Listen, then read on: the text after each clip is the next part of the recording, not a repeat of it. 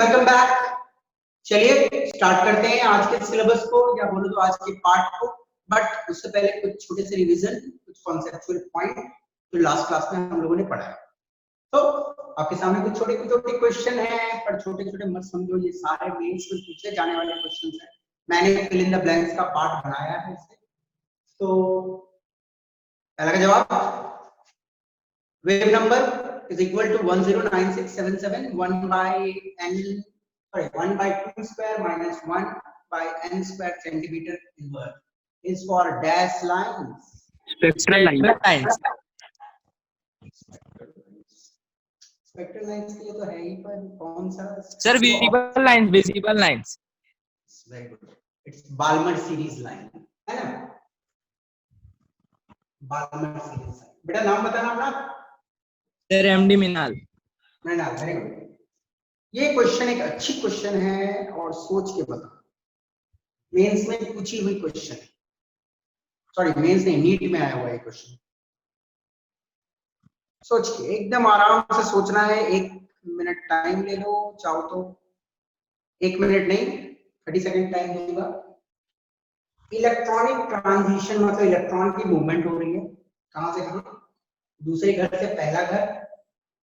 Okay, time movement है। will produce shortest line in shortest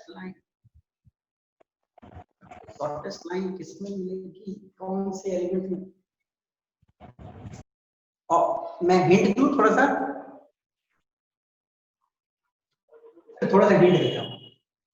देखो 1 by lambda का formula होता है r z square 1 by n1 square minus 1 by n2 square, है ना? Electron, sorry centimetre या centimetre inverse बोल सकते हैं। Sir, option D. गुड। क्या नाम है आपका? Sir, पीयूष बनर्जी. पीयूष बेटा, मुझे बता सकते हो क्या कॉन्सेप्ट लगाया? सर, शॉर्टेस्ट लाइन बोला गया मतलब लैम्डा मिनिमम, तो फिर हम लोग का एनर्जी मैक्सिमम रखना होगा, इसीलिए उसका साइज बड़ा होना चाहिए, एनर्जी मिनिमम मैक्सिमम होना चाहिए। ठीक है, चल रहा है, पर वेरी सिंपल में समझो। देखो 1 by लैम्डा, देखो 1 by लैम्डा और z का कैसा रिलेशन? इनवर्स रिलेशन है ना। देखो 1 by लैम्डा z स्क्वायर, तो z square is inversely proportional to 1 by lambda. मतलब क्या है? एटॉमिक नंबर जितना ज्यादा होगा वेवलेंथ उतनी छोटी होगी। इनवर्स रिलेशन, जितना छोटा उतना बड़ा, है कि नहीं? और जितना बड़ा उतना छोटा। और इन सब में एटॉमिक नंबर सबसे ज्यादा किसका है? लिथियम का ज्यादा है सबसे ज्यादा, तो इस केस में है। ठीक है ना? थर्ड क्वेश्चन समझ आया कि नहीं आया सबको? क्लियर है कि नहीं सबको? चलो, द वैल्यू 109677 सेंटीमीटर इनवर्स और dash metre inverse is called dash constant. Sir, centimeter inverse. Or dash meter inverse is called dash constant. 1.09677 Rydberg constant. 1.09677 into 10 to the power 7 meter inverse. ठीक है ना? Is called कौन सा constant? Rydberg constant. Rydberg constant. Very good. इसका answer ये solve करो। चलो 30 second of time, 30 second बढ़ाना है।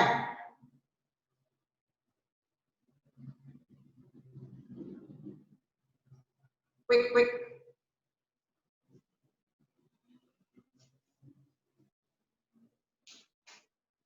जल्दी।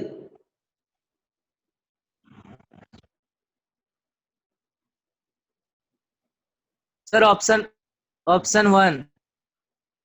ऑप्शन 1 देखते हैं। ऑप्शन 1 तो नहीं है शायद,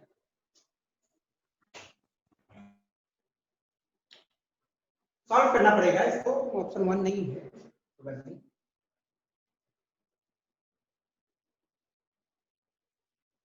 और कोई?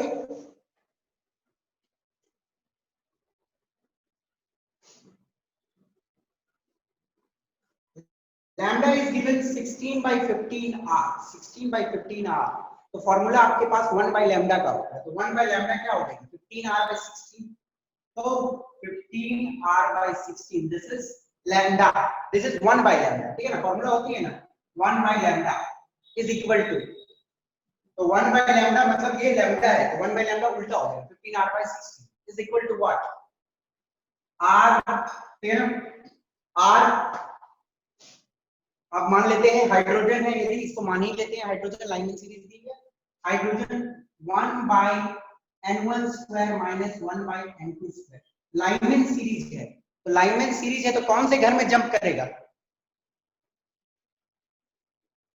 बोलो सेकंड, अरे लाइनमैन सीरीज में पहले घर में फर्स्ट करता है, तो r is equal to n1 square क्या हो जाएगी 1 स्क्वायर, 1 स्क्वायर बोले तो 1, ठीक है ना, 1 स्क्वायर बोले तो 1, और आपको लाना है, देखो ये r और r को आप कैंसिल कर दो, तो 15 by 16 कैसे आएगा इधर, यदि आप n का वैल्यू 4 लेते हो तो 4 स्क्वायर कितनी होती है, 4 स्क्वायर 16 होती है, ठीक है ना, तो एलसीएम आ जाएगी 16 और फिर 116 जा 16 और 16 1 जा 16 माइनस 1, तो 15 by 16, तो 16 लेना है आपको, मतलब 4 स्क्वायर, तो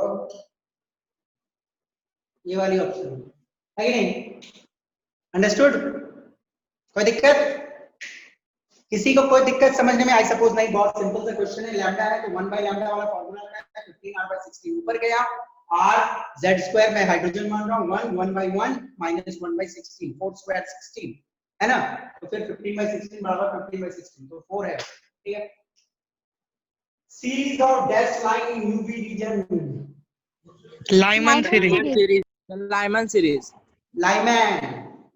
लाइमैन की सीरीज होती है, okay, Lyman series ultraviolet region की, पाल्मर कौन सी विजिबल है ना, फिर क्वेश्चन ब्रैकेट प्रीफंड सब इंफ्रारेड, मेटल्स विद, अच्छी गुड क्वेश्चन, कौन इसका जवाब देगा, metal with dash size and dash work function are used in photo electric cells, photo electric cells मतलब फोटो इलेक्ट्रिक इफेक्ट जहां पे होके करंट बनता है,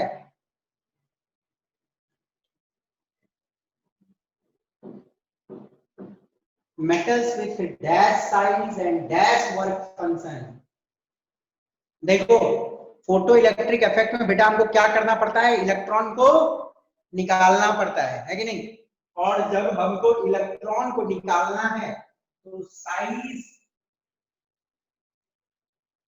अब मुझे बताओ किससे इलेक्ट्रॉन निकालना आसान होगा आपको, छोटे वाले बड़े वाले से, बड़े वाले से, बड़े वाले से इलेक्ट्रॉन निकालना आसान है, क्योंकि इलेक्ट्रॉन की न्यूक्लियस की पुल कम रहेगी, है कि नहीं, तो इलेक्ट्रॉन आराम से निकल जाएगा, तो फोटो इलेक्ट्रिक सेल मतलब इलेक्ट्रॉन निकालने का कहानी है, तब ना करंट आएगी, तो मेटल्स विद लार्ज साइज,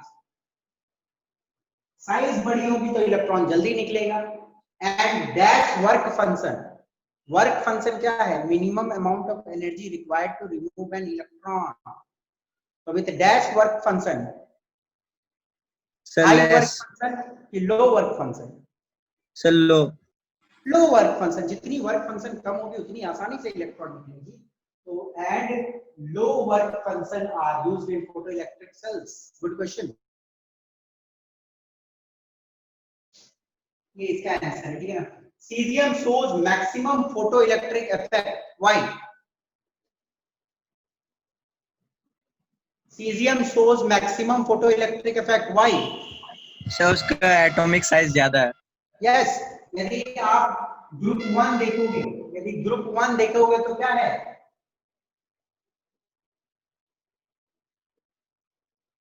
ना, group 1 hydrogen lithium sodium potassium caesium, ठीक है ना, नहीं पहले फिर रुबिडियम आएगा फिर सीजियम आएगा, है ना, सीजियम, फिर नीचे में फ्रांसियम भी है, पर फ्रांसियम एक आर्टिफिशियल एलिमेंट है तो उसके बारे में हमें ज्यादा इंफॉर्मेशन नहीं है, तो साइज सबसे बड़ी, डाउन द ग्रुप आने पे क्या होता है, साइज बड़ी होती है, पीरियडिक टेबल में आपने पढ़ा है, डाउन द ग्रुप साइज बड़ी, तो साइज बड़ी है तो इलेक्ट्रॉन बहुत आसानी से निकलेगी, तो cesium has max photoelectric effect because its size is largest, okay, next question कौन बनाएगा? Chlorophyll absorbs radiation of 700 nanometer, calculate the frequency associated. चलो बनाओ, 1 मिनट नहीं 30 सेकेंड ऑफ टाइम, पानी पीता हूं मैं तब तक।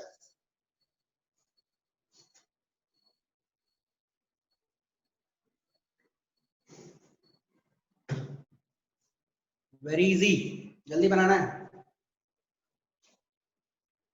Chloroform absorbs radiation of 700 nanometre, मतलब 700 into 10 to the power minus 9 metre, या बोलोगे तो 7 into 10 to the power minus 7 metre लिख सकते हो, दो जीरो उधर डाल दो, -7 मीटर, है कि नहीं? तो ये क्या कैसे बनेगी? C is equal to new lambda, ये फॉर्मूला सबको मालूम है कि नहीं? C is equal to new lambda. C जितने भी इलेक्ट्रोमैग्नेटिक रेडिएशन होते हैं सबकी 3 into 10 to the power 8 metre per second speed होती है। वेवलेंथ आपको दी हुई है, वेवलेंथ से आप डिवाइड कर दो, वेवलेंथ कितनी है? 7 into 10 to the power 7 metre, है कि नहीं? डिवाइड कर दोगे तो आपको क्या मिल जाएगा? फ्रीक्वेंसी मिल जाएगा। डिवाइड कर दो, 3 divided by 7 कितनी आ जाएगी? 0.4 आ जाएगी, है ना? तो 0.4 into 10 to the power जो भी आना है वो आ जाएगा -7 10 to the power 15 आएगा, ठीक है ना? ओके, समझ आया कि नहीं समझ आया? बहुत सिंपल सा क्वेश्चन, क्या समझ में आगे समझ बेटा? आगे बढ़ेंगे आप? Yes sir, yes sir. हाँ बोलो बेटा। सर एक बार ये वाला क्वेश्चन बता दीजिए सर। ये वाला ठीक है, चलो fourth number sir, fourth number 1 2 3 4। हाँ देखो, फोर्थ नंबर का देखो फॉर्मूला आप सभी को मालूम होनी चाहिए। देखो फॉर्मूला क्या होता है? 1 by lambda is equal to r z square 1 by n1 square minus 1 by n2 square, ये फॉर्मूला होता है, ठीक है ना? लाइमन सीरीज है तो पहला ही घर में जंप करेगा, तो पहला घर में जंप करेगा तो यहाँ का वैल्यू हो गया 1, ठीक है ना? लाइमन सीरीज है मतलब हाइड्रोजन के स्पेक्ट्रम की बात हो रही है तो Z भी 1 हो गया तो Z ठीक है 1 स्क्वायर 1, ठीक है ना? तो 1 by lambda तो 16 by 15 आ रहा है, तो 1 by lambda लिखेंगे तो कैसे लिखेंगे? 16 नीचे में 15 r ऊपर चल जाएगा, तो 16 by 15 सॉरी ये 15 r ऊपर जाएगी, 15 r by 16, ठीक है ना? तो r कैंसिल, तो n के जगह में मैं कितना रखूं तो 15 by 16 वैल्यू आ सकता है। देखो 1 by 1 minus 1 by 4 square, 4 square कितनी होती है? 16 होती है, तो एलसीएम लोगे 16 और 16, एलसीएम 16 116 minus 1 by 15 by 16 आएगा सर। हाँ बोलिए सर n2 का वैल्यू 4 क्यों लिए सर?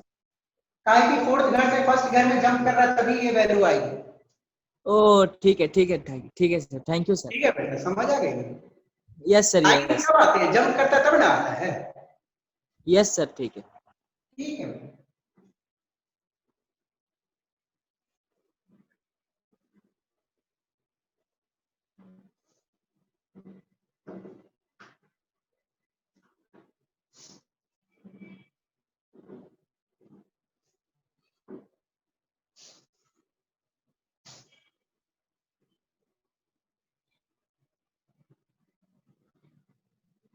देखिएगा आज का कहानी बहुत अनोखा कहानी।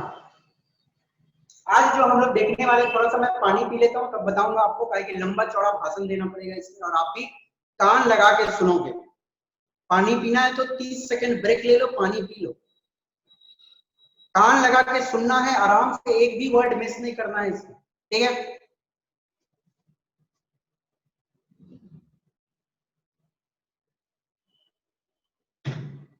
चलिए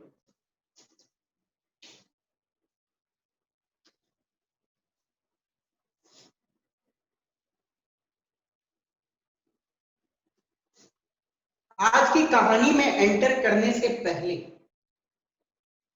हम लोग एक बार हल्का सा समअप कर लेते हैं जो देखे थे। 5 मिनट में समअप कर लेंगे तो समझ अच्छे से। तो समअप जो अभी तक हम लोगों ने देखा था,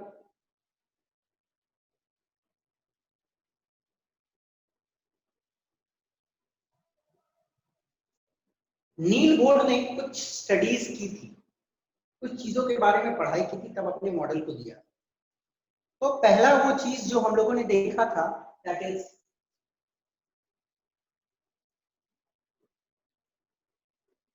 dual nature of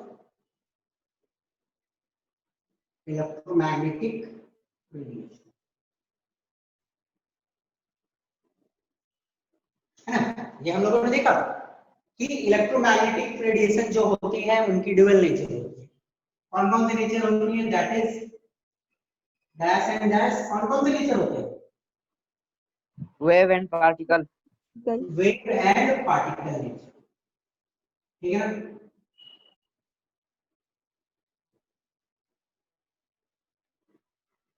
ये हम लोगों ने देखा कि इलेक्ट्रोमैग्नेटिक रेडिएशन जो हैं उनके पास वेव नेचर तो है ही, तो साथ में पार्टिकल नेचर भी है।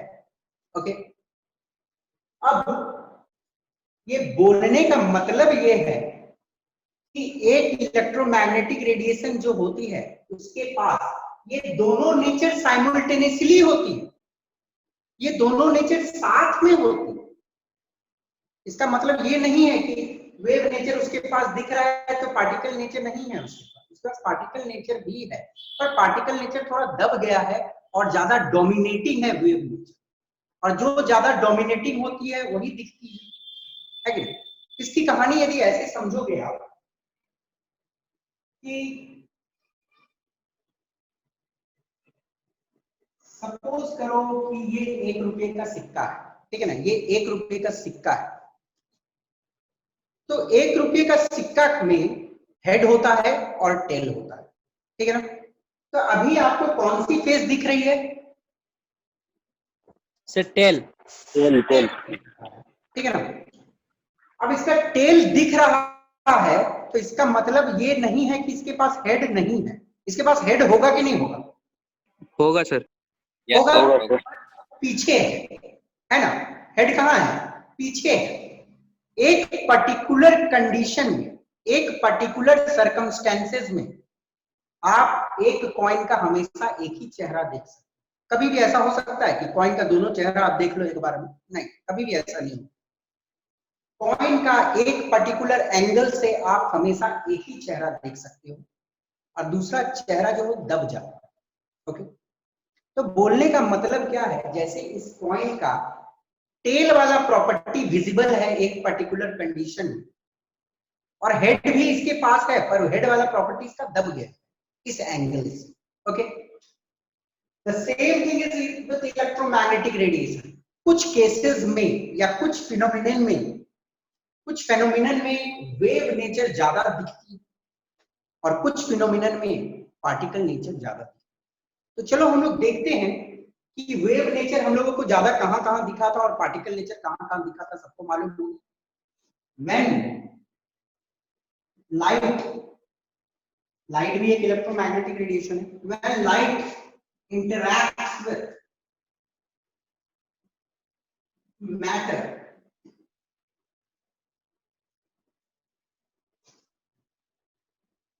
particle nature is visible। या बोलो पार्टिकल नेचर इज डोमिनेंट, ऐसे बोलो पार्टिकल नेचर। हम लोगों ने देखा था फोटो इलेक्ट्रिक इफेक्ट कि रेडिएशन आई मेटल के सरफेस को टच किया, जैसे टच किया इलेक्ट्रॉन निकला। क्या हुआ था? लाइट छोटे छोटे पैकेट से बनी हुई है ना, छोटे छोटे पैकेट ऑफ एनर्जी ऑब्जर्व, एक पैकेट ऑब्जर्व किया तो इलेक्ट्रॉन है कि नहीं।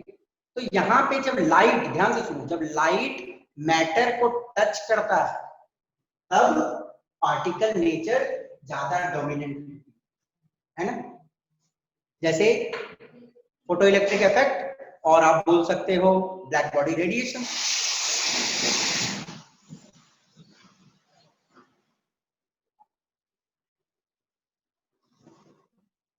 ध्यान रखना है पार्टिकल नेचर कब दिखता है? जब लाइट या रेडिएशन मैटर को टच करता है। Okay, wave nature is visible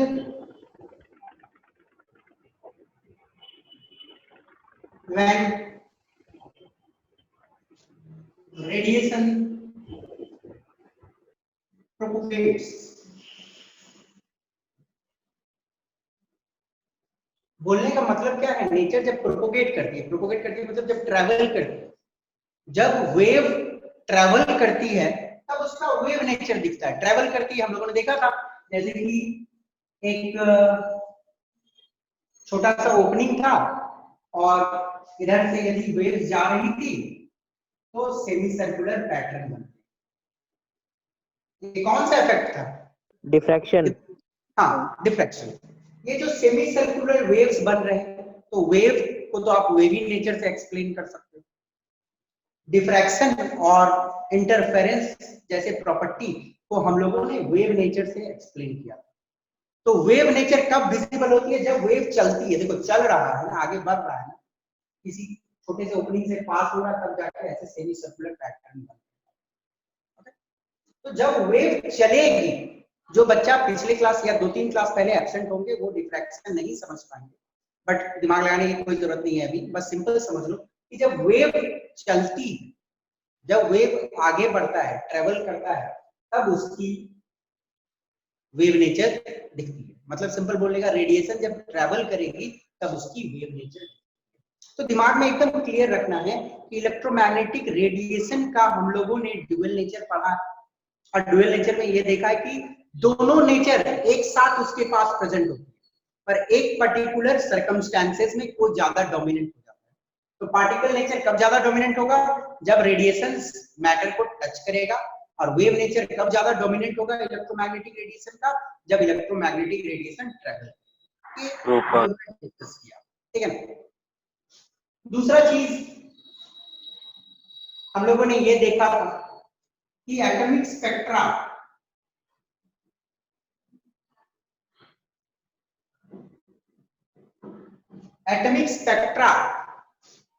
proved the existence of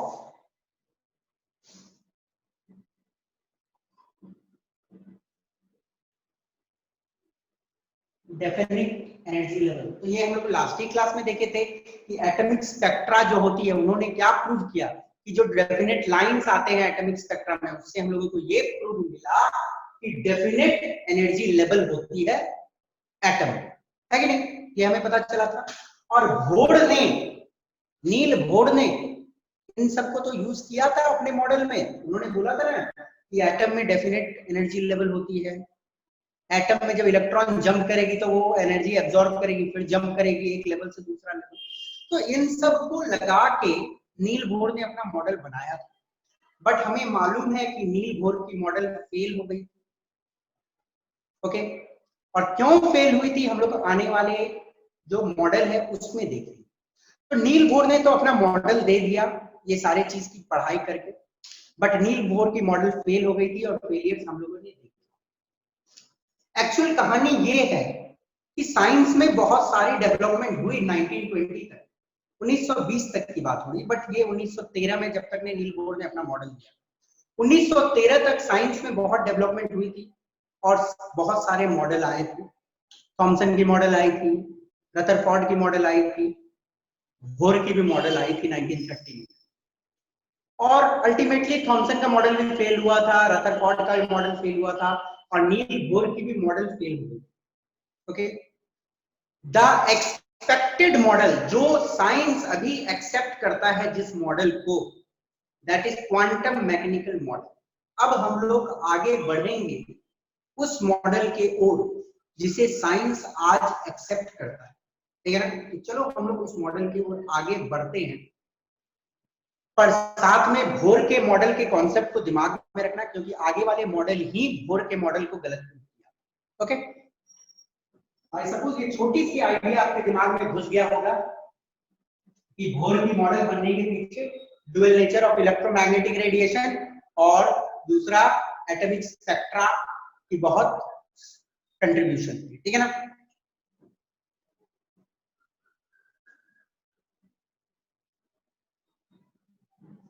next we will move. अब हम लोग मूव करेंगे टुवर्ड्स क्वांटम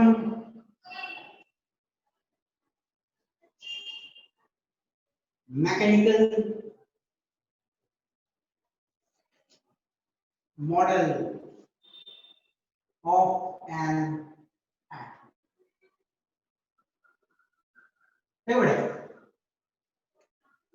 आज आज के दिन में साइंस जिस मॉडल को मानता है एटम का, that is quantum mechanical model, ठीक है ना। अब क्वांटम मैकेनिकल मॉडल जो बना, ये क्या है हम लोग आने वाले क्लासेस में पढ़ेंगे। आने वाले 2-3 क्लास में इसकी फुल डिस्कशन होगी कि क्वांटम मॉडल एटम की क्या होती है। पर चलो हम लोग सबसे पहले देख लेते हैं कि क्वांटम मैकेनिकल मॉडल जो बना उसके बनने में किन किन थियोरीज का कंट्रीब्यूशन था। 1924 में कहानी स्टार्ट हुई थी। एक थ्योरी आई थी ड्यूअल बिहेवियर ऑफ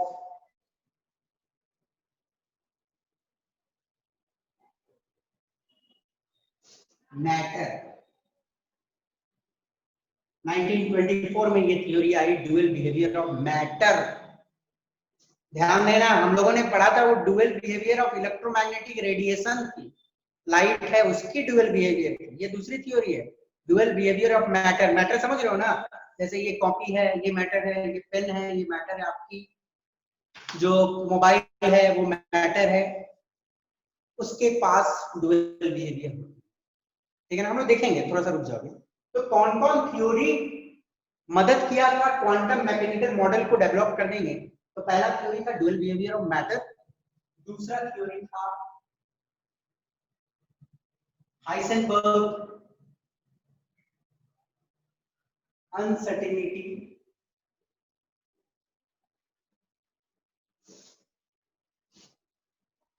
प्रिंसिपल। ये दो थ्योरी दिमाग में रख लो कि यही दो थ्योरी का कंट्रीब्यूशन था जिसने प्रेरणा दिया क्वांटम मैकेनिकल मॉडल को बनने में। चलो सबसे पहले हम लोग इसको समझने का कोशिश करते हैं कि क्या है, ठीक है ना, इसका मतलब क्या है पहले समझते हैं। तो first we will study dual behaviour of matter.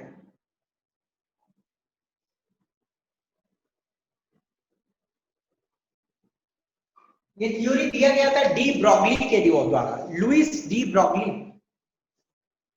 Louis de Broglie ने ये थ्योरी दिया था 1924 में। आपको जान के बड़ा ही अजीब लगेगा कि डी ब्रॉगली एक हिस्ट्री के स्टूडेंट थे। De Broglie under graduate level में, मतलब 11-12 में हिस्ट्री की पढ़ाई करते थे। बाद में वर्ल्ड वॉर में उन्हें काम सौंपा गया था रेडियो वेव्स के ऊपर, तो वहां पे उनकी बहुत इंटरेस्ट आई साइंस के फील्ड में, और बाद में उन्होंने साइंस, समझो +2 के बाद साइंस पढ़ना शुरू किया उन्होंने, और फिर इतना भयंकर थ्योरी उन्होंने दिया। ओके, तो वो तो बात की कहानी है, उससे हमको कोई मतलब नहीं। हिस्ट्री पढ़ा कि कॉमर्स पढ़ा, बट जो थ्योरी दिया वो बहुत useful. Dual behaviour of matter de Broglie ने दिया था 1924 में। His name is Louis de Broglie. ये थ्योरी क्या था हम लोग देखते हैं।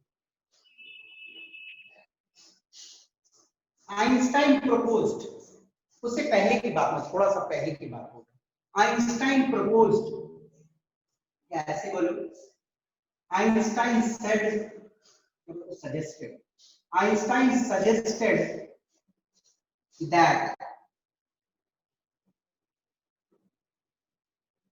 light has particle and wavelength। Actually देखो, वेव नेचर एक इंडिपेंडेंट डेवलपमेंट था, पार्टिकल नेचर एक इंडिपेंडेंट डेवलपमेंट है ना। आइंस्टाइन जब 1905 में जब फोटो इलेक्ट्रिक इफेक्ट को एक्सप्लेन कर रहा था, तो उस दौरान आइंस्टाइन ने ये बताया था कि ये जो लाइट वेव्स होते हैं, बोले तो इलेक्ट्रोमैग्नेटिक वेव्स, तो ये वेव्स हैं, तो इनके पास तो वेव नेचर होगा ही, साथ में इनके पास पार्टिकल नेचर भी होगा, जो हम लोगों ने देखा, पहले हम लोगों ने देख चुका है कि आइंस्टाइन ने फोटो इलेक्ट्रिक इफेक्ट को एक्सप्लेन किया, जहां पे उन्होंने बोला था पार्टिकल नेचर होती है रेडिएशन, और लाइट वेव्स हैं तो उनके पास वेव नेचर तो है ही, no doubt. As per de Broglie, but next 1924 में डी ब्रॉगली ने एक थ्योरी दिया, as per him matter also has dual nature, that is particle and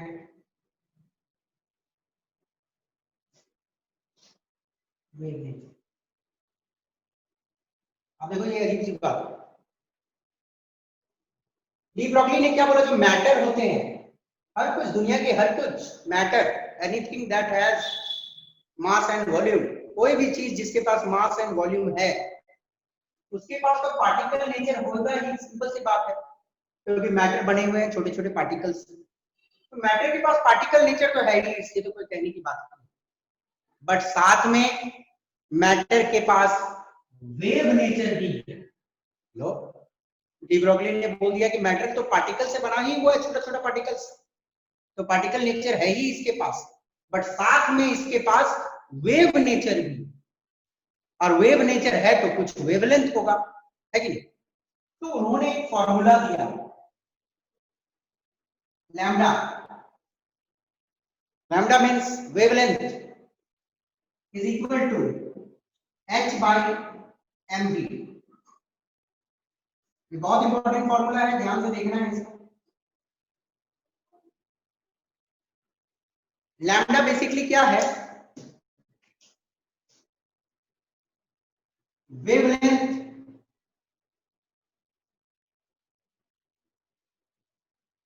associated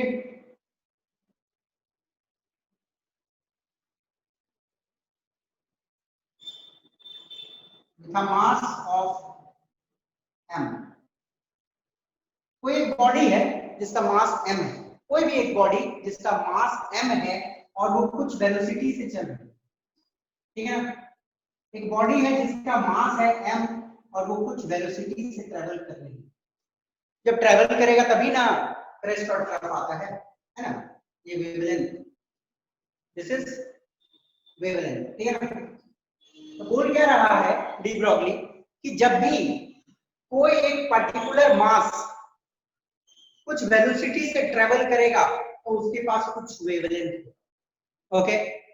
तो wavelength associated with a mass of m is given by the formula lambda is equal to h/mv।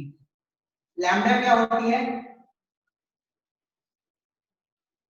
Planck's constant, तो सबको मालूम है h is Planck constant. तो बेटा ये formula derive हुई थी क्वांटम मैकेनिक्स से, कैसे डिराइव हुई थी वैसे अभी आप लोगों को नहीं पढ़ना, that is very senior class key thing, ठीक है ना।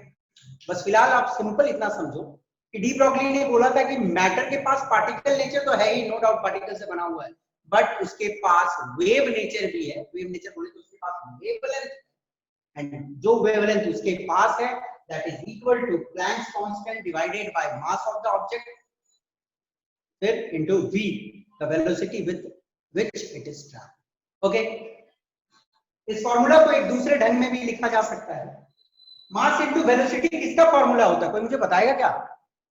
मोमेंटम। Momentum momentum sir. इस फार्मूला को और एक रूपरेखा दिया जा सकता है, lambda is equal to h/p,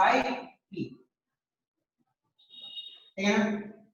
and p क्या होती है, यही तो होती है मोमेंटम, है ना। मास into velocity is p, momentum को p से हम लोग डिनोट करते हैं। तो wavelength associated with a mass travelling with velocity v is equal to h/p which is Planck constant by momentum of that body, okay।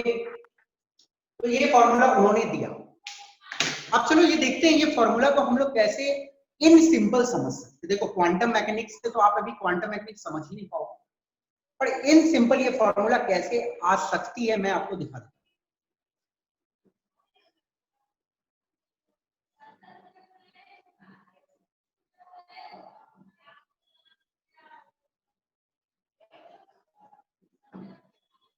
आप सभी को यदि साइंस में दिलचस्पी होगा तो आप लोगों ने अपनी लाइफ में एक इक्वेशन तो सुना ही, E equal to mc square, सबने सुना होगा। साइंस के स्टूडेंट बहुत इंटरेस्टेड होते हैं energy and mass conversion, Einstein ने एक फेमस इक्वेशन दिया था, energy is equal to mass into velocity of light square. मतलब एनर्जी मास में कन्वर्ट हो सकती है और मास भी एनर्जी में कन्वर्ट हो सकती है। तो इस फॉर्मूला में ज्यादा आपको दिमाग कुछ नहीं लगाना, बस सिंपल जान लो, E is energy, M is mass of the object and C is velocity of light. Okay? तो बोलने का मतलब है कि कोई भी ऑब्जेक्ट यदि वेलोसिटी ऑफ लाइट के स्क्वायर से चलेगा तो वो एनर्जी में कन्वर्ट हो जाएगा, ठीक है ना। Mass can be converted to energy. छोड़ो वो पार्ट में हम नहीं घुसेंगे अभी। आइंस्टाइन ने फॉर्मूला दिया था E is equal to mc square, जो एनर्जी का फॉर्मूला है, mass into velocity of light square. Planck ने एक फॉर्मूला दिया था E का, H is energy of photon का फॉर्मूला दिया था ना, E is equal to hc by lambda।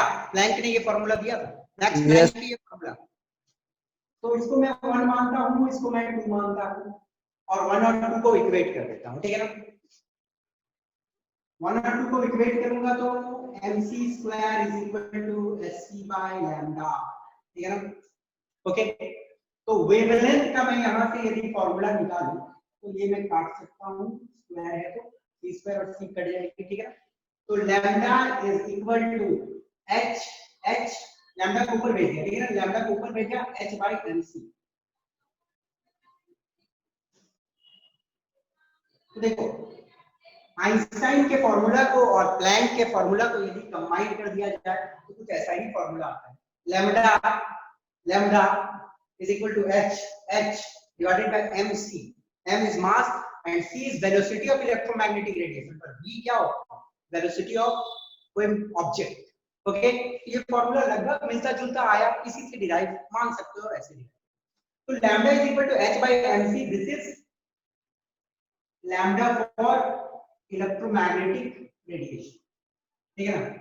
वहीं आप यदि c के जगह में v लिख देते हो, lambda is equal to h by mv, तो ये हो जाएगा फॉर मैटर। ये किसके लिए हो जाएगा, फॉर मैटर। Okay, understood. तो ये थी फॉर्मूला जो डी ब्रॉगली ने दिया।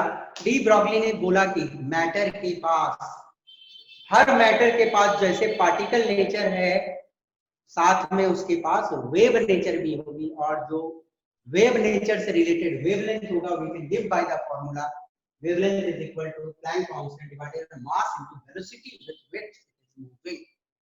ओके, तो हमारे पास एक फॉर्मूला आ गया जहां से हम वेवलेंथ कैलकुलेट कर रहे हैं एक पर्टिकुलर चीज का। जैसे एक बस चलती है, जब एक बस चलती है तो उसके पास पार्टिकल नेचर तो है ही, और साथ में उसके पास वेव नेचर भी है जब वो बस चल रहा है। ओके, और हम लोग देखेंगे इस फॉर्मूला को और डेप्थ में थोड़ा सा देखते हैं। यदि किसी को कोई डाउट है इस स्लाइड में, जहां तक मुझे अज्यूम करता हूं कोई डाउट नहीं होनी चाहिए, बहुत सिंपल में मैंने समझाने का कोशिश किया आपको। सब कुछ समझ गए होंगे? आगे बढ़ूं सर? Yes sir. बोलो बेटा, पूछो। सर पार्टिकल का वेव नेचर कैसे हो सकता है सर मैटर का? हो सकता है, यही तो फॉर्मूला दिया उसने, ये क्वांटम मैकेनिक्स से उन्होंने डिराइव किया, यही तो फॉर्मूला है। ऐसे हो सकता नहीं है, this is the derived formula. पर पार्टिकल के पास देखो, ये आप थोड़ा सा 5-10 मिनट और पढ़ लो कि कैसे वेव नेचर ज्यादा होगा कि कम होगा, वो देखना है हम लोग, ठीक है ना। और कुछ पूछना है इस स्लाइड में ये होता है, बस ये समझ लो कि डी ब्रॉगली ने ये थ्योरी दिया और बहुत ज्यादा एनालिसिस के बाद दिया, और ये फॉर्मूला कहां से आई आप ये भी नहीं समझते, बस जान लो कि ये फॉर्मूला है और मैटर के पास डुअल नेचर होती है। Okay, anything more? No, I will move forward.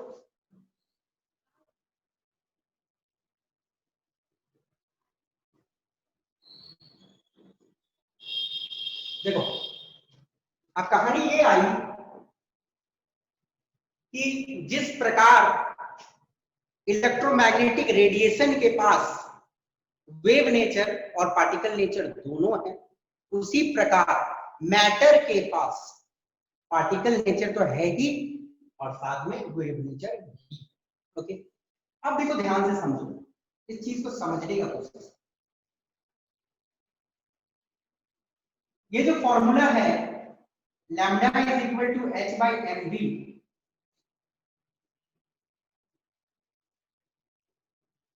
इसमें आप लोग क्या देखोगे कि वेवलेंथ मास से डायरेक्टली प्रोपोर्शनल है कि इनडायरेक्टली प्रोपोर्शनल? से इनडायरेक्टली इनडायरेक्टली सर। प्रोपोर्शनल है। इनडायरेक्टली प्रोपोर्शनल होने का मतलब क्या है?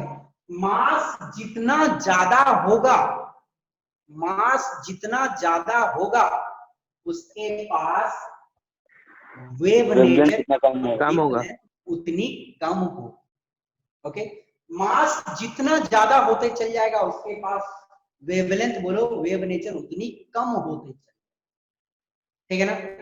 तो बोलने का मतलब मास जितना छोटा है, मास यदि बहुत छोटा है, जब मास बहुत छोटा है तो उसमें वेव नेचर बहुत ज्यादा है ना, छोटा है तो ये बहुत बड़ा होगा।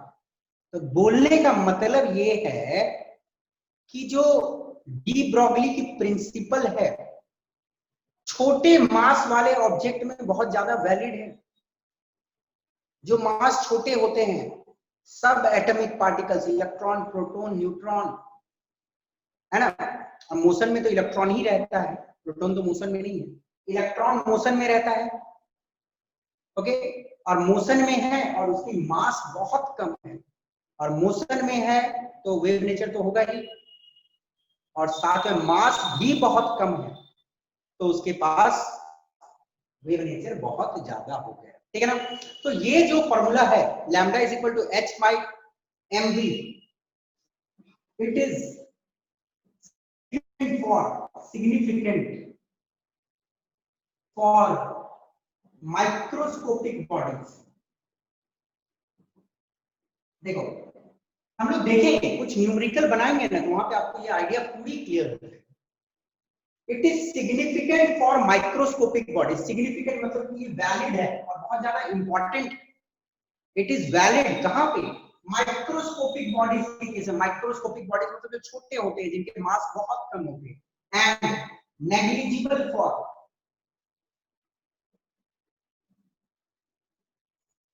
For macroscopic bodies.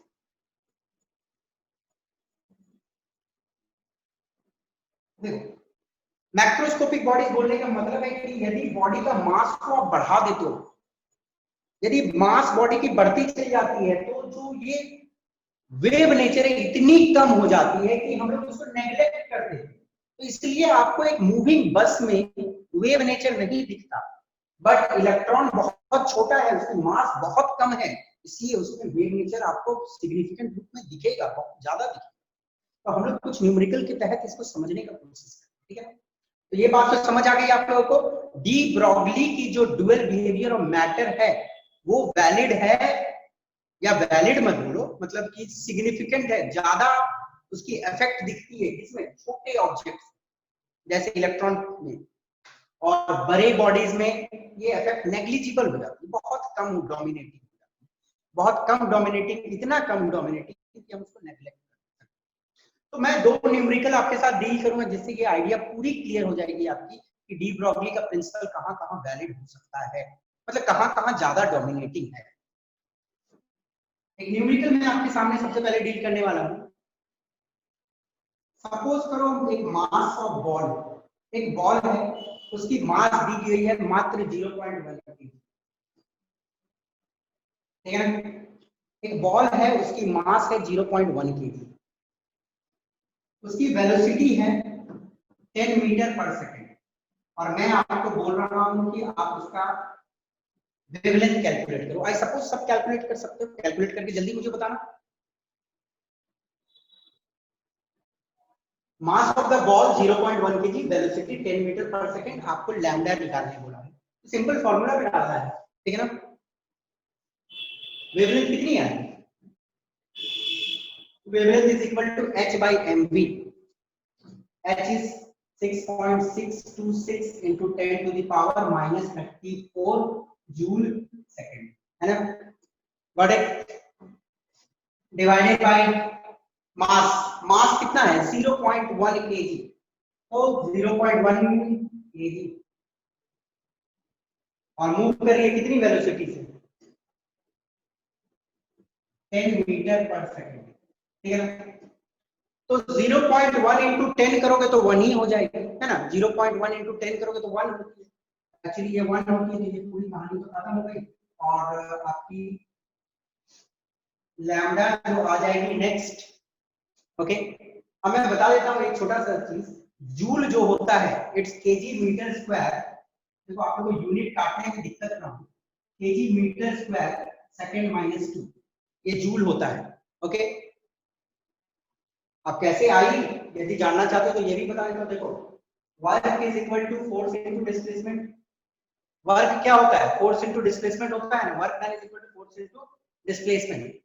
तो वर्क का यूनिट जूल होता है, ओके। फोर्स क्या होता है, mass into acceleration, mass into acceleration. और एस का यूनिट क्या होता है, मीटर, ठीक है ना। मास का यूनिट केजी, एक्सेलरेशन का metre per second square into metre, ठीक है ना। तो ये आ जाएगी KG metre square second minus 2। तो एक्चुअली जूल होती है KG metre square second minus 2 into second, ठीक है ना। कहां से आई मीटर, मैं यूनिट बता दे रहा हूं आपको, divided into KG metre square second minus 2 into second divided by KG metre per second. देखो केजी गई, मीटर गया, स्क्वायर गया, ठीक है ना। सेकंड माइनस 1, देखो सेकंड माइनस 1 और s minus 2 into S, minus 2 into S क्या हो जाएगी, माइनस 1 ही हो जाएगी ना। माइनस 2 प्लस 1 क्या हो जाएगा, s माइनस 1। तो s माइनस 1 s माइनस 1 कर लिया तो सिर्फ मीटर बच गया ऊपर में। तो आंसर आ जाएगी आपकी क्या, lambda is equal to 6.626 into 10 to the power minus 34 metre, ठीक है ना। अब देखो ध्यान से बेटा, लैम्डा की वैल्यू, एक बॉडी है जो मात्र 0.1 केजी का है, बहुत ज्यादा भी मास नहीं, 0.1 केजी मैंने मास लिया है। तो मात्र 0.1 केजी का मास का वेवलेंथ आया 6.626 into 10 to the power minus 34 metre. अरे भैया 0.2 10 टू द पावर माइनस 34, कितना छोटा वेवलेंथ होगा समझ रहे हो। तो वेव्स के बीच में कितना कम डिस्टेंस होगी। तो मात्र 0.1 केजी मास का वेवलेंथ इतना कम है, तो इतना कम इतना छोटा क्या, तो बस उसका कितना कम होगा समझ। तो इसलिए क्या है, वेव नेचर जो बड़े बड़े बॉडी है जो हम नेकेड आइज से देख सकते हैं उन केस में एप्लीकेबल नहीं होता है, क्योंकि ये वैल्यू एक बहुत ही छोटी वैल्यू है, हम इसको नेग्लेक्ट कर सकते हैं, है कि नहीं। तो नेग्लेक्ट कर दोगे तो कहानी समाप्त है। तो इन केसेस में जो बॉडी बड़ी हो जाती है, मास बड़ी हो जाती है, तो उन केस में वेवलेंथ का वैल्यू बहुत कम होता है, तो नेग्लिजिबल मान के चलते हैं, ठीक है ना। इसकी जो इफेक्ट दिखती है वो दिखती है छोटे छोटे पार्टिकल्स में, एक न्यूमेरिकल के तहत हम लोग उसको भी समझने की कोशिश करते हैं, ठीक है। और ये यूनिट समझ लेना कहां से मीटर आती है, ठीक है ना।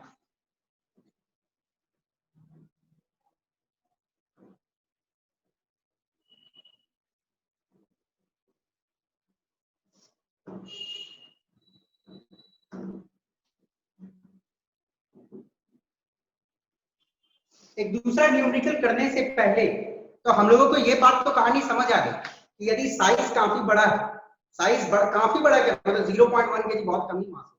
मास यदि थोड़ा सा भी ज्यादा होने लगता है तो वेव प्रॉपर्टी बहुत ज्यादा घटने लगती है, ओके। बड़े और मास बहुत कम है तो वेव प्रॉपर्टी बहुत ज्यादा होगा।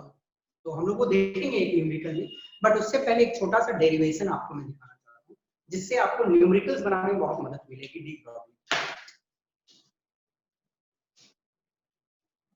एक छोटी सी डेरिवेशन है, इंपॉर्टेंट है, देखिए। सपोज करो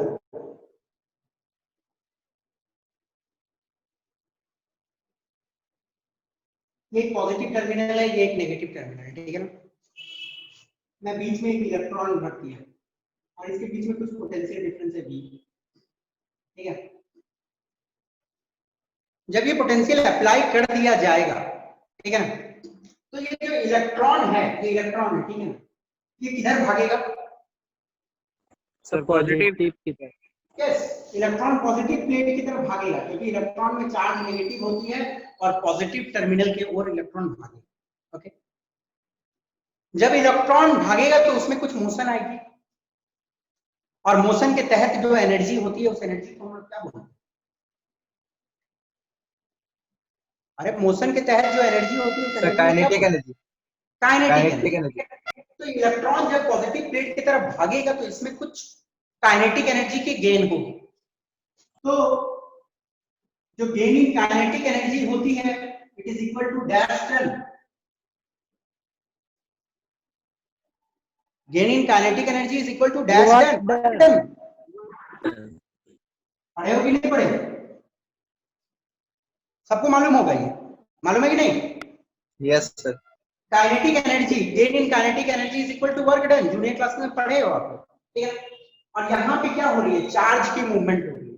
जब चार्ज की मूवमेंट हो रही है तो कौन सी वर्क हो रही है? इलेक्ट्रिकल वर्क, ठीक है ना? Electrical work. और इलेक्ट्रिकल वर्क का फॉर्मूला है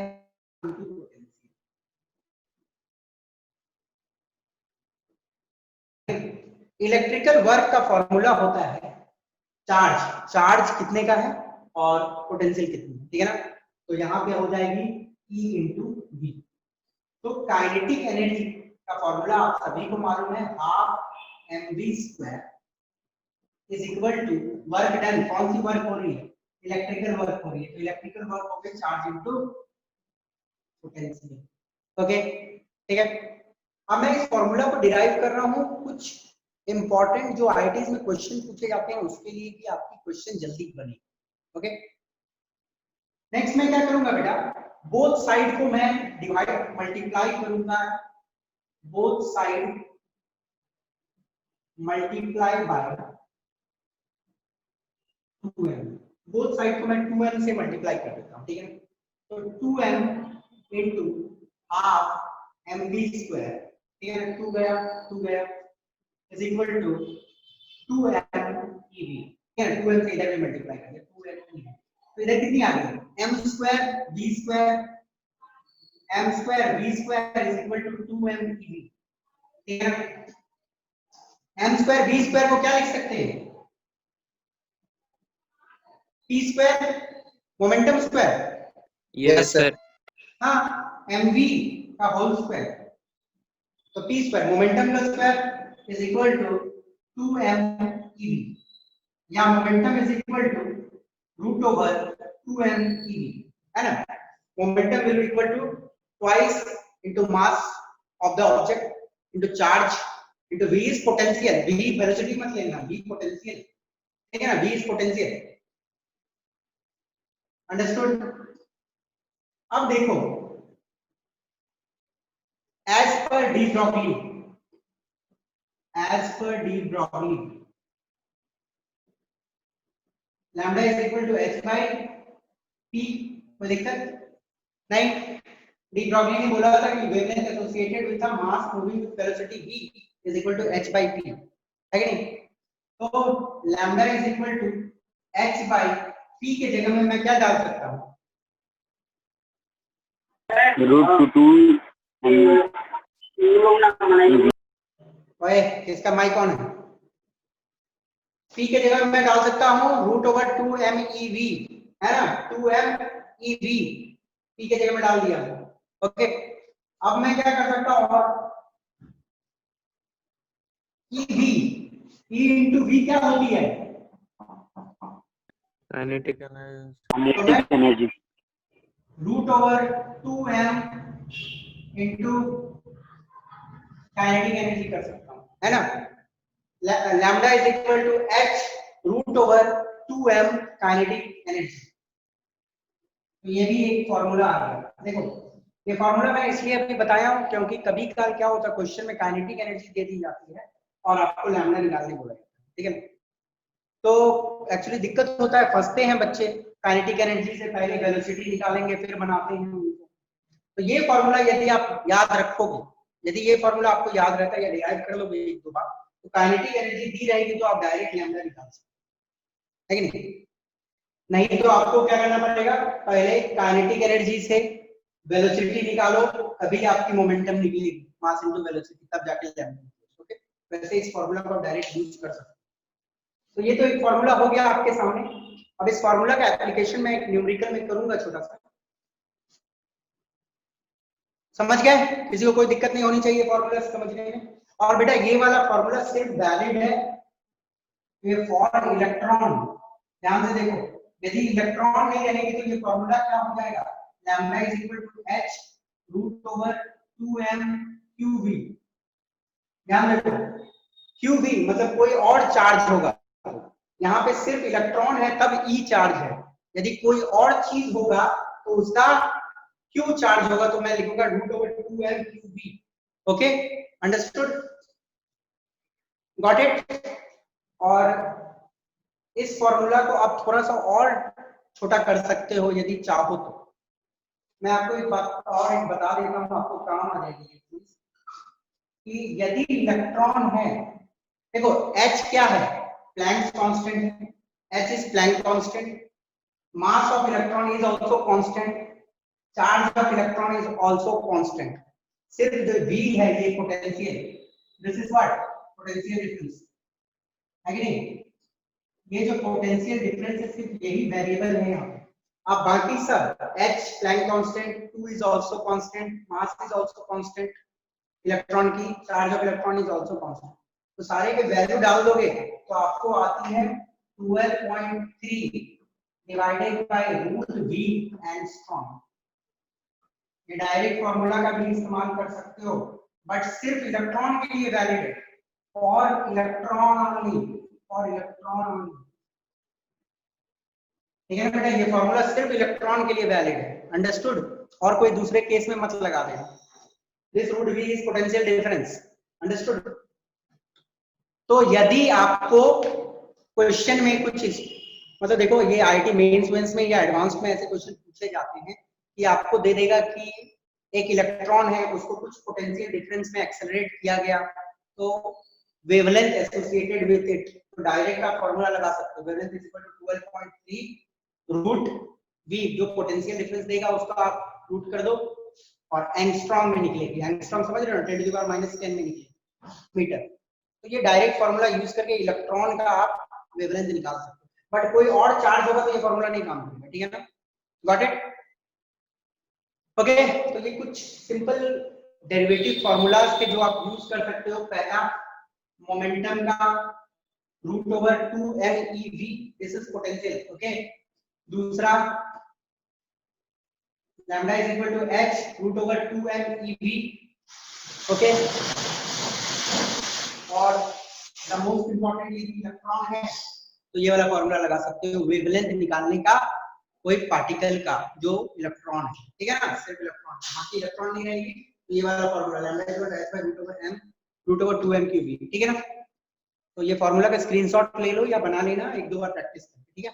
चलिए आगे बढ़ते हैं।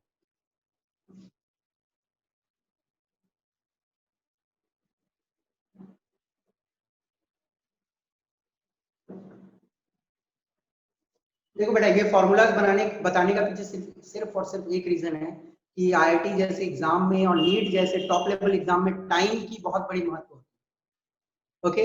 जब टाइम की महत्व होती है तो आपको कैलकुलेशन फास्ट करनी है, तो कुछ यदि फॉर्मूला हैंडी आपके पास रखे, अब याद तो नहीं होगा फॉर्मूला, हर सारा फॉर्मूला 2-4 बार 5 बार प्रैक्टिस करके डिराइव कर लोगे तो दिमाग में बैठ जाता है, तो एग्जाम में देखो डायरेक्ट बना सकते हो, ठीक है ना। तो वो आपके स्कूल एग्जामिनेशन के लिए तो खासकर नहीं था, it was for mains and advance, okay. तो चलो ठीक है रहने दोस्तों, अब हम लोग एक क्वेश्चन करते हैं। मास of the electron is given 9.1 into 10 to the power -31 kg, ठीक है ना, और वेलोसिटी दी हुई है, जिस वेलोसिटी से वो चल रहा है it's 3 into 10 to the power -25 metre per second, इस वेलोसिटी से वो चल रहा है, ओके। तो आपको क्या बोला गया है, लैम्डा निकालने, लैम्डा निकालने के लिए आपको बोला गया, ठीक है ना। Sorry, this one is kinetic energy, ये kinetic energy, mass of electron is this much and kinetic energy is this much, और आपको बोला गया वेवलेंथ निकालने के लिए। तो बेटा देखो आप लोगों को सब मालूम है lambda is equal to h by mv, एक ये फार्मूला मालूम है आपको, और एक दूसरा फॉर्मूला जो मैंने अभी बताया h by root over 2m kinetic energy है ना, root over 2m kinetic energy, ये भी एक फॉर्मूला आप लोगों को बताया मैंने अभी। तो आप चाहो तो इस सम को दो तरीके से कर सकते हो। पहले आप mv², ठीक है ना, आप mv² is equal to kinetic energy equate करोगे। काइनेटिक एनर्जी आपको दी हुई है, okay, kinetic energy is supplied to you. तो काइनेटिक एनर्जी आप यहाँ पे लिखोगे, मास ऑफ इलेक्ट्रॉन आपको मालूम है, वेलोसिटी आप निकाल लो। तो यहाँ से आपको वेलोसिटी की वैल्यू आ गई मानो x आ, ठीक है ना, वेलोसिटी की वैल्यू आप मानो x आ, ठीक है। तो आप इस लैम्डा में क्या करोगे, आप प्लैंक कांस्टेंट का वैल्यू पुट करोगे, मास ऑफ इलेक्ट्रॉन पुट करोगे और वेलोसिटी जो आया वो पुट करोगे, तो आपको लैम्डा की वैल्यू मिलेगी। और दूसरा मेथड क्या लगा सकते हो, डायरेक्ट इसको lambda is equal to h, Planck constant का वैल्यू मालूम है 2 इनटू मास ऑफ इलेक्ट्रॉन और काइनेटिक एनर्जी जो दिया हुआ है वो डायरेक्ट, ठीक है ना, डायरेक्ट पुट करोगे तो डायरेक्ट कहानी कंप्लीट होगी। और आपको जो वैल्यू मिलती है लैम्डा की, यहाँ पे जो वैल्यू मिलता है लैम्डा को, इसको सॉल्व कर लोगे कि नहीं कर लोगे, इजी है ना, कर लेंगे। तो लैम्डा की जो वैल्यू आती है यहाँ पे 896.7 नैनोमीटर। इलेक्ट्रॉन, एक इलेक्ट्रॉन जिसका काइनेटिक एनर्जी इतना रहेगा और इतना वेलोसिटी से मूव करेगा, उसका जो लैम्डा का वैल्यू आता है 896.7 नैनोमीटर।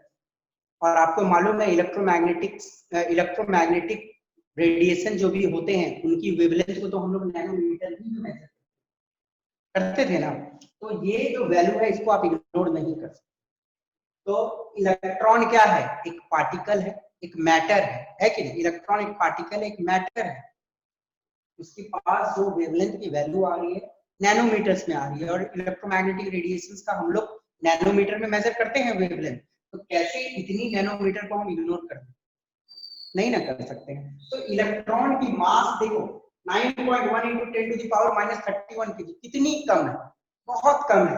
तब लैम्डा का वैल्यू कुछ आ रहा है जिसको इग्नोर नहीं किया जा सकता था। और थोड़ा देर पहले हम लोगों ने एक न्यूमेरिकल बनाया था 0.1 kg का मास जो 10 मीटर पर सेकंड की स्पीड से चल रहा है, उसका आया था 6.626 into 10 to the power -34 metre. बेटा ये वैल्यू काफी छोटा है, इसको तो इग्नोर मारो। तो एक मात्र 0.1 kg का मास में इतनी छोटी वैल्यू आ रही है 10 to the power -34 मीटर।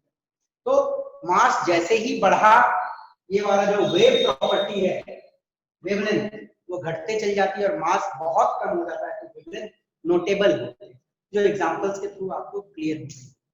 तो डी ब्रोगली ने ये बोला कि इलेक्ट्रॉन का वेव नेचर को नेग्लेक्ट नहीं किया जा सकता। इलेक्ट्रॉन को यदि पार्टिकल मान के सिर्फ चलोगे और कैलकुलेशन करोगे तो वो आगे हम लोग देखेंगे। इलेक्ट्रॉन को पार्टिकल मान के कैलकुलेशन करोगे तो कैलकुलेशन गड़बड़ आएगी। ओके,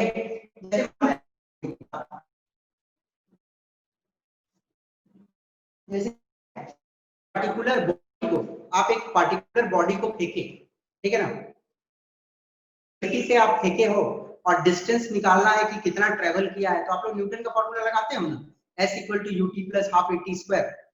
नॉर्मल जो एक बॉल को मैंने फेंका और कितना दूर ट्रेवल किया है एक पर्टिकुलर वेलोसिटी से फेंका, तो आप नॉर्मली लगाओगे S = ut + ½ at², है ना। तो न्यूटन का जो फॉर्मूला होता है ना, आप यदि इलेक्ट्रॉन का वेलोसिटी निकालने की कोशिश करोगे तो नहीं निकलेगा। इलेक्ट्रॉन कितना डिस्टेंस ट्रेवल किया है नहीं निकलेगा।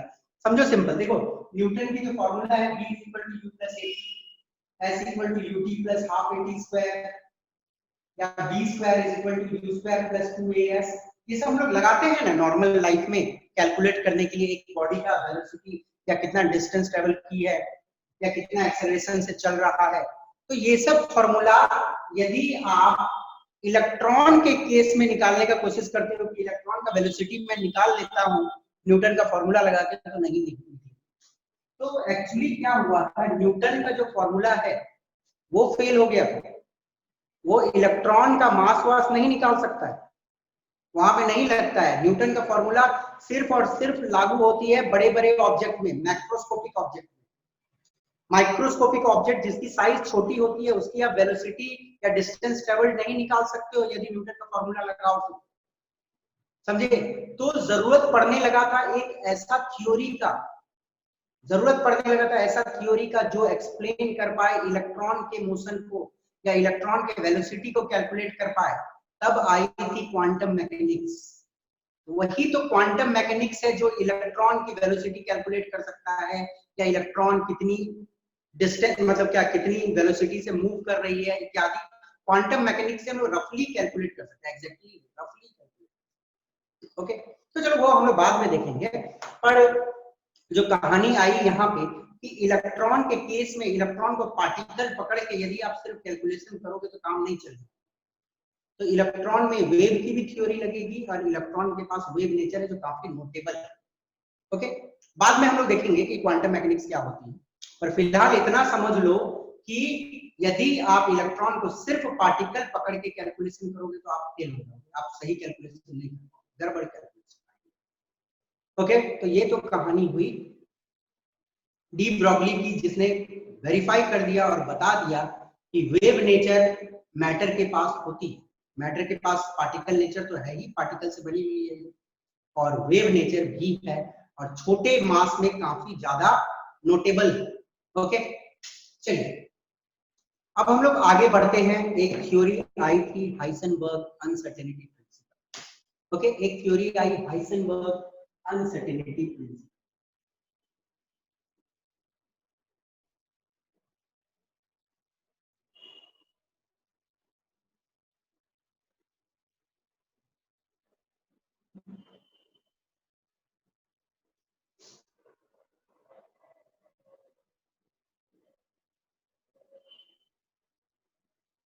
बेटा हम लोग अभी सिर्फ इतना समझ रहे हैं कि क्वांटम मॉडल जो है ना उसके बनने में किन किन का प्रेरणा था। पहला ड्यूअल बिहेवियर ऑफ मैटर, उसका प्रेरणा तो है ही कि भैया वेव नेचर लगाओ, सिर्फ न्यूटन का थ्योरी लगाओगे, पार्टिकल नेचर पकड़ के देखो। न्यूटन सिर्फ पार्टिकल नेचर पकड़ता है, ठीक है ना। न्यूटन जितने भी कैलकुलेशंस करता है वो सिर्फ पार्टिकल नेचर पकड़ के करता है। तो ड्यूअल बिहेवियर ऑफ मैटर में डी ब्रॉगली ने ये बता दिया कि यदि न्यूटन का थ्योरी पकड़ के कैलकुलेशन करोगे तो गड़बड़ हो जाएगी इलेक्ट्रॉन के केस में। तो एक नया थ्योरी का जरूरत था जो इलेक्ट्रॉन के मोशन को एक्सप्लेन कर पाए। तो ये एक प्रेरणा दिया कि चलो कोई नया थ्योरी डेवलप करो इलेक्ट्रॉन के मोशन इत्यादि की, ठीक है। और दूसरा थ्योरी जो आया, जो मॉडर्न एटम का रूपरेखा तैयार किया, that was Heisenberg uncertainty principle. Heisenberg uncertainty principle क्या बोलती है, ध्यान से सुनिए। It is impossible to calculate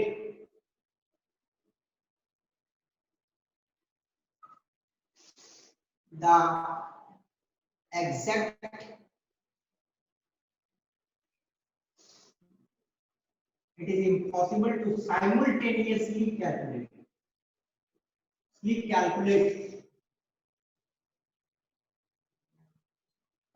the exact position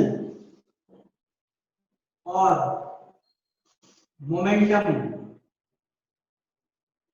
of an electron। Low Heisenberg पटक दिए एक थ्योरी, और ये थ्योरी भी प्रूव्ड था, क्वांटम मैकेनिक्स से प्रूव्ड था ये थ्योरी। देखो ये थ्योरी क्या बोलता है, ये थ्योरी बोलता है कि इलेक्ट्रॉन का एग्जैक्ट पोजीशन, इलेक्ट्रॉन का एग्जैक्ट पोजीशन या मोमेंटम आप एग्जैक्टली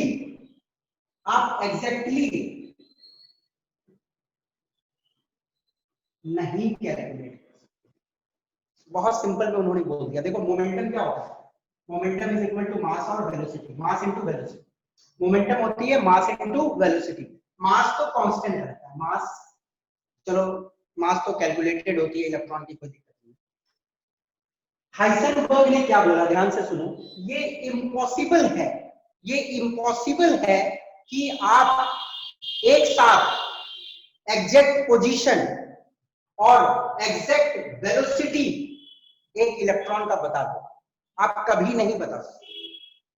हाइसेनबर्ग ने ये एक थ्योरी दिया, ये थ्योरी में उसने बोला कि इलेक्ट्रॉन का एग्जैक्ट पोजीशन और एग्जैक्ट वेलोसिटी आप कभी नहीं बता सकते। लोग बोर को तो सीधा धक्का मिला। नील बोर ने क्या बोला था कि भैया एकदम जो रेडियस में घूम रही है हमको मालूम है, कितना दूरी पे घूमेगी, नील बोर ने कैलकुलेट करके रख दिया था। नील बोर ने यह भी बोला था कि कितना वेलोसिटी से घूमेगा उस रेडियस में, उसका भी मैथमेटिकल फॉर्मूला दिया था। किस जगह पे घूमेगा उसका भी फॉर्मूला दिया था।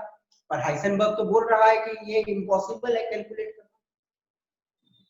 आप एक साथ कभी नहीं कैलकुलेट कर सकते हो एग्जैक्ट पोजीशन और exact velocity of an electron.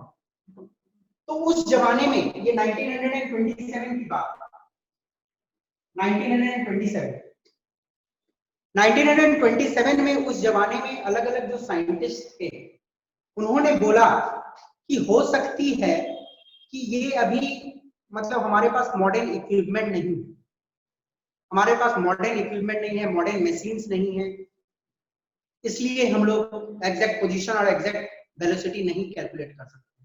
पर समय जैसे आगे आएगा हम लोग इलेक्ट्रॉन का एग्जैक्ट पोजीशन और एग्जैक्ट मोमेंटम कैलकुलेट कर लेंगे। पर हाइसेनबर्ग ने बोला कि नहीं, ऐसी बात नहीं है, कोई मॉडर्न डेवलपमेंट की कमी नहीं है, कोई टेक्नोलॉजी की बात नहीं है, ये इलेक्ट्रॉन की इंटरनल फॉल्ट है, ये इलेक्ट्रॉन की सिस्टम की इंटरनल फॉल्ट है कि आप उसका एग्जैक्ट पोजीशन और एग्जैक्ट वेलोसिटी नहीं कैलकुलेट। अरे जैसे समझो ना कि एक छोटा सा 2 महीने का बच्चा है। अब 2 महीने का बच्चा कब सुसु करेगा अभी कोई बता सकता है क्या? नहीं। दुनिया में कितने मॉडर्न इक्विपमेंट्स आ जाए या कितना मॉडर्न डिवाइस आ जाए, आप नहीं बता सकते हो कि वो 2 महीना का बच्चा कब सुसु करेगा या नहीं। ये वो बच्चा के सिस्टम का इंटरनल फॉल्ट है, वो कभी भी सुसु कर सकता है, उसका जब मन करेगा तब वो कर सकता है कि नहीं। तो उसी प्रकार हाइसेनबर्ग ने बोला कि आप इलेक्ट्रॉन का एग्जैक्ट पोजीशन और मोमेंटम एग्जैक्टली कभी नहीं बता पाओ, चाहे कितना भी मॉडर्न इंस्ट्रूमेंट काहे नहीं आप। और उसको उन्होंने मैथमेटिकली प्रूव किया। देखो कैसे प्रूव। उन्होंने बोला कि delta x dot delta p is greater than equal to x by 4 pi. अब ये उन्होंने एक फॉर्मूला दिया, और ये फॉर्मूला कहां से आई इस पे आपको दिमाग नहीं लगाना, ये फॉर्मूला का जस्ट मतलब समझो।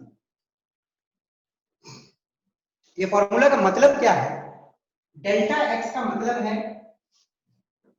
Error in position, error in position, या इसको बोल सकते हो अनसर्टेनिटी इन पोजीशन, बोल सकते हो अनसर्टेनिटी या एरर इन पोजीशन। ठीक है ना? ये है क्या, जरा समझ लो। सपोज करो कि मैंने बहुत एक्यूरेट कैलकुलेशन किया, बहुत एक्यूरेट कैलकुलेशन किया और बताया कि इलेक्ट्रॉन यहां पे मिलेगा, ठीक है ना? बट सचमुच में इलेक्ट्रॉन जो मिला यहां जाके मिला, तो हमारी कैलकुलेशन में इतनी की एरर है ना?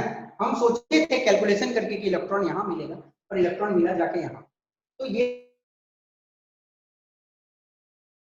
तो दिस वन इज एरर या अनसर्टेनिटी इन पोजीशन, जहां पे हम इलेक्ट्रॉन को खोज पाए। हम सोचे यहां मिलेगा, पर मिला यहां पे इलेक्ट्रॉन, तो this one is the error in position of electron जो हम कैलकुलेट। अब दिस इज डेल पी। तो डेल पी को आप लोग लिख सकते हो m del v, mass into velocity is momentum, क्योंकि मास को चेंज, मास में तो कोई एरर नहीं आएगा, आएगा तो एरर वेलोसिटी में एरर आएगा, उसी के कारण मोमेंटम में एरर आएगा। ये फार्मूला को ऐसे भी लिखा जाता है। और del v is error in velocity. मानो मैंने बहुत एक्यूरेट कैलकुलेशन किया और निकाला velocity of electron 100 metre per second, मान लो, मैं जस्ट मान रहा हूं 100 मीटर पर सेकंड। अब मानो वो वेलोसिटी निकला 102 मीटर पर, तो ये क्या है? मेरा एरर इन, कितनी की एरर है कैलकुलेशन में? सर 2 की। 2 की एरर है ना? तो यहाँ पे डेल v जो हो गई 2 की, ठीक है ना? तो ये फॉर्मूला को जस्ट ऐसे ही समझना है।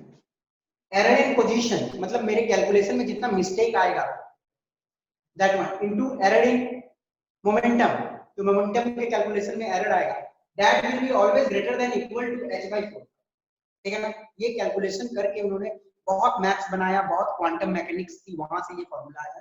तो क्वांटम मैकेनिक्स तो अच्छे से मैथमेटिशियन और फिजिस्ट या केमिस्ट नहीं समझ पाते हैं, तो उसमें दिमाग नहीं लगाना है, आप सिंपल में समझने की कोशिश करो। ये फॉर्मूला जो बोल रहा है कि error in momentum, sorry error in position into error in momentum will be greater than equal to h/4 pi। h क्या है? Planck constant, 4 is constant and pi is also constant, ठीक है। अब ये कैसे उन्होंने मैथमेटिकली प्रूव किया कि ये इम्पॉसिबल है पता करना। देखिए मैथमेटिकल प्रूफ उन्होंने कैसे किया।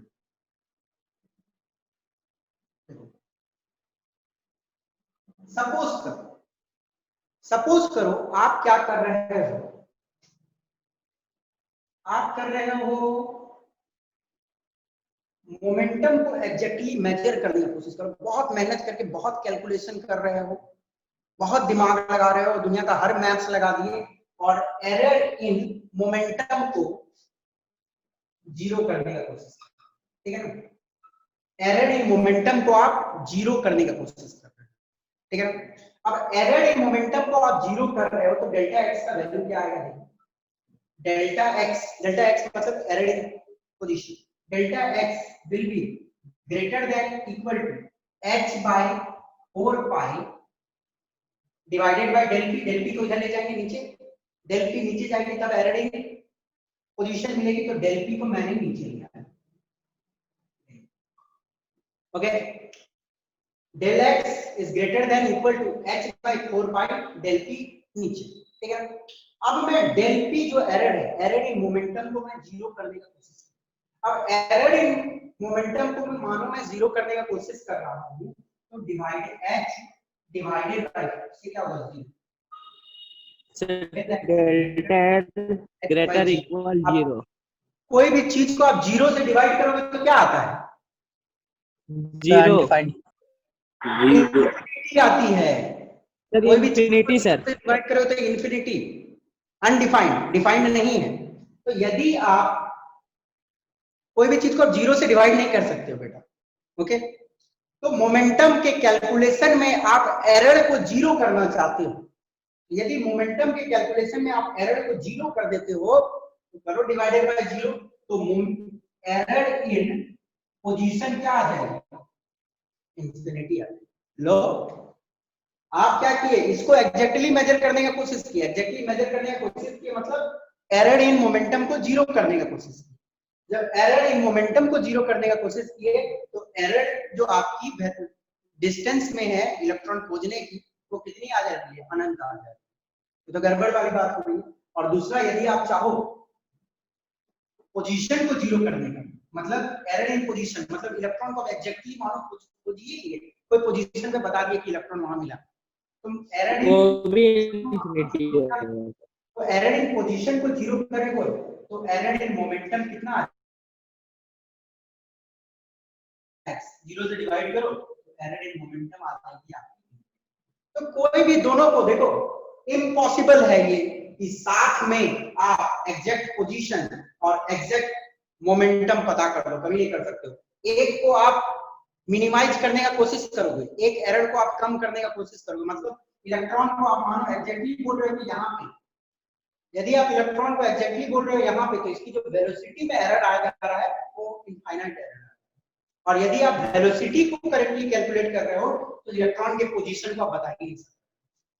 तो ये इम्पॉसिबल है। This is a well derived maths. ये एक बहुत ही मतलब बहुत ऊपर की मैथ्स है। शायद आप लोग रिसर्च लेवल में भी इसको नहीं पढ़ोगे, रिसर्च लेवल में जाओगे तब पढ़ोगे, तो दिमाग लगाने की जरूरत नहीं है और आपकी आईआईटी के सिलेबस से भी इसको कोई मतलब नहीं। ओके, ये जो न्यूमेरिकल, ये जो फॉर्मूला डिराइव किया उन्होंने, error in position into error in momentum should be greater than equal to h/4 pi, ये क्वांटम मैकेनिक्स से डिराइव किया और उन्होंने इस फॉर्मूला के मदद से ये प्रूव कर दिया कि आप दोनों को कभी भी एग्जैक्टली डिटरमाइन नहीं कर पाओगे। यदि डिटरमाइन करने जाओगे तो दूसरा वाला एरर जो है अनंत हो जाएगा। और कहानी यहाँ पे आप क्या आ गई, नील बोर ने तो बोला था कि भैया हम तो एकदम एग्जैक्ट पोजीशन बताएंगे और एग्जैक्ट वेलोसिटी भी बताएंगे, तो नील बोर की थ्योरी खा गई मार। मैंने उस टाइम बताया था नील बोर की principal is against Heisenberg principal, है ना। तो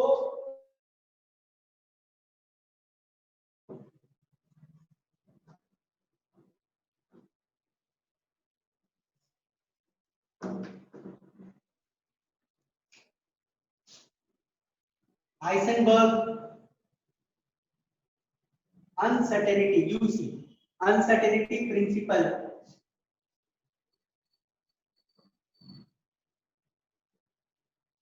rules out the existence of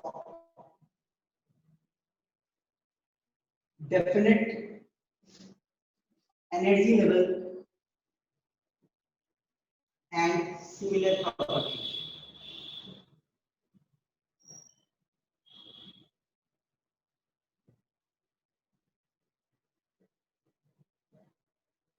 एकदम सीधा सीधी कहानी खत्म।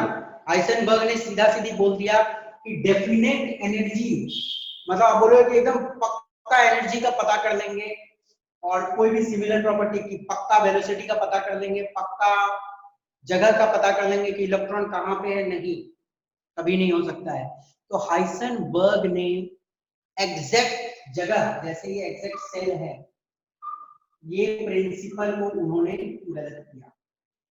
उन्होंने बोला इलेक्ट्रॉन की पाए जाने की प्रोबेबिलिटी में आप बात कर सकते हो, आप 100% ये सिस्टम इलेक्ट्रॉन की ऐसी इनहेरेंट इंटरनल फॉल्ट है कि आप कभी नहीं उसका एग्जैक्ट पोजीशन बता कर सकते हो।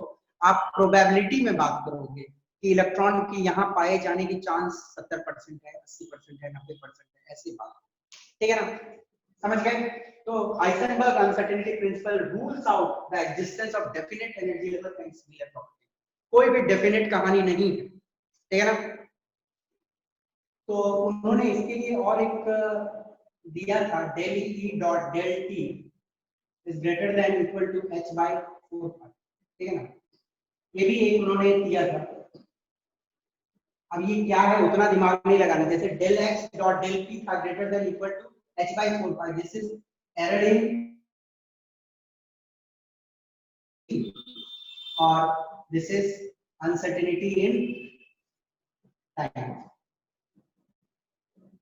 देखो आपसे कभी कल पूछ लिया जाता है, मतलब नीट उठ के एग्जामिनेशन में ये पूछ लिया जाता है कि ये प्रिंसिपल किसका है, तो यदि मैं नहीं बताऊं आपको, बस डायरेक्ट इतना ही पूछेगा और इससे रिलेटेड कुछ नहीं पूछेगा कि ये वाला क्या हाइसेनबर्ग अनसर्टेनिटी प्रिंसिपल बता रहा है। हाँ, ये भी हाइसेनबर्ग अनसर्टेनिटी प्रिंसिपल है। Error in energy into error into time should be greater than equal to h by 4 pi। मतलब बोलने का है कि एग्जैक्ट एनर्जी और एग्जैक्ट टाइम रिलेटेड फंक्शन को आप कभी नहीं डिक्लेयर कर सकते हो एटम में, ओके।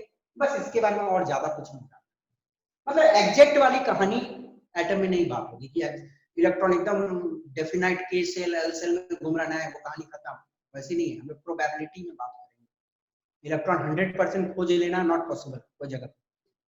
तो Heisenberg uncertainty principle rules out the existence of definite energy level and similar property, ठीक है ना। तो बोर की थ्योरी मार खा गई, सिंपल सी बात। हाइसेनबर्ग अनसर्टेनिटी प्रिंसिपल, आप देखो आप बोलोगे सर हम लोग तो कैलकुलेट करते हैं अपने लाइफ में, बस जो चलता है उसका एग्जैक्ट पोजीशन हम बता सकते हैं, एग्जैक्ट वेलोसिटी बता सकते हैं, बता सकते हैं। न्यूटन का थ्योरी बड़े बड़े ऑब्जेक्ट का केस में वैलिड है। हाइसेनबर्ग का जो अनसर्टेनिटी प्रिंसिपल है वो सिर्फ और सिर्फ छोटे छोटे ऑब्जेक्ट में बहुत ज्यादा सिग्निफिकेंट है, जैसे डी ब्रॉगली की principle. Heisenberg uncertainty principle is significant for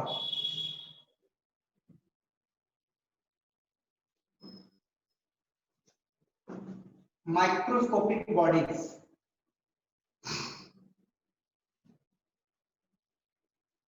and negligible for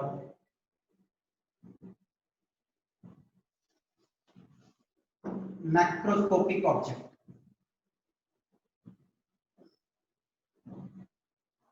ध्यान से सुन लो बात को। देखो बड़े बड़े ऑब्जेक्ट बस ट्रेन इत्यादि कितना स्पीड से चल रहा है, कितना वेलोसिटी से चल रहा है, कौन जगह पे कब रहेगा, आप एग्जैक्टली कैलकुलेट कर सकते हो। न्यूटन का फॉर्मूला वैलिड है, वहां पे आराम से काम चलेगा, ओके। बट एग्जैक्ट पोजीशन और एग्जैक्ट वेलोसिटी इलेक्ट्रॉन का बता दोगे एटम के अंदर, ये तो एकदम पॉसिबल नहीं है। Heisenberg uncertainty principle is significant, significant मतलब ज्यादा वैलिड है कहां पे, माइक्रोस्कोपिक बॉडी जिनकी वजन बहुत कम होती है, सब एटॉमिक पार्टिकल्स इलेक्ट्रॉन, ठीक है ना। एंड नेग्लिजिबल फॉर माइक्रोस्कोप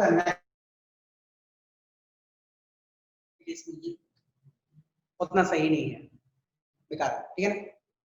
उन केस में नेग्लेक्ट कर सकते हो हाइसेनबर्ग की अनसर्टेनिटी, ठीक है ना, क्योंकि उस मतलब उन सब के केस में एरर बहुत कम आएगी।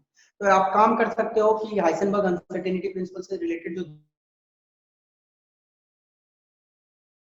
आपको पता चलेगा वहां पे कि बड़ा बड़ा मास के केस में यदि हम कैलकुलेट करते हैं तो एरर इतनी कम आती है कि नेग्लेक्ट किया जा सकता है, और वहीं इलेक्ट्रॉन में एरर को देखा जाए तो इतनी ज्यादा आ जाती है कि उसको नेग्लेक्ट करना पॉसिबल नहीं। तो देखो क्या है, अभी तक मोशन से रिलेटेड जितनी कैलकुलेशन हो रही है, अभी भी मतलब साइंस के वर्ल्ड में जितनी कैलकुलेशन मोशन से रिलेटेड हो रही थी 1920 से पहले, वो हो रही थी with the help of Newton की थ्योरीज, न्यूटन के मैकेनिक्स। बट न्यूटन के मैकेनिक्स मतलब अब इलेक्ट्रॉन मतलब एटम तो एक बहुत बेसिक चीज है ना, एटम का तो हर चीज हम लोगों को अच्छे से जानना है। पर हुआ यूं कि एटम में जब न्यूटन का थ्योरी लगाया गया कि इलेक्ट्रॉन का चलो वेलोसिटी निकाल लेते हैं, पोजीशन निकाल लेते हैं, मार्का गया, नहीं काम आया वहां, ठीक है ना। तब एक नई थ्योरी की जरूरत थी जो एक्सप्लेन कर पाए इलेक्ट्रॉन के मोशन को, इलेक्ट्रॉन के पोजीशन को। तो वो नई थ्योरी आई, that is known as quantum mechanics. और क्वांटम मैकेनिक्स का डेवलपमेंट किन दो थ्योरी के चलते हुआ, ये तो देख लिए, इन्होंने बोला कि भैया एकदम एग्जैक्ट बताना पोजीशन, और उसके पास वेव नेचर भी है, वो दोनों को आपको लगाना पड़ेगा, तभी आप कैलकुलेट कर सकते हो इलेक्ट्रॉन के बारे में कहानी। तो नेक्स्ट क्लास में हम क्वांटम मैकेनिक्स को देखेंगे, बट क्वांटम मैकेनिक्स में उतना कुछ दिमाग आपको नहीं लगाना। मैं जितना नोट्स देता हूँ, जितना पढ़ाता हूँ उतना ही, क्योंकि ज्यादा आप पढ़ने जाओगे पगलाओगे, और कोई काम की नहीं है, आपके सिलेबस में है ही नहीं, और आपको इंजीनियरिंग लेवल तक नहीं पढ़ना है वो सारी चीज। वो सब रिसर्च एरिया है, वो सब अभी छोड़ दो।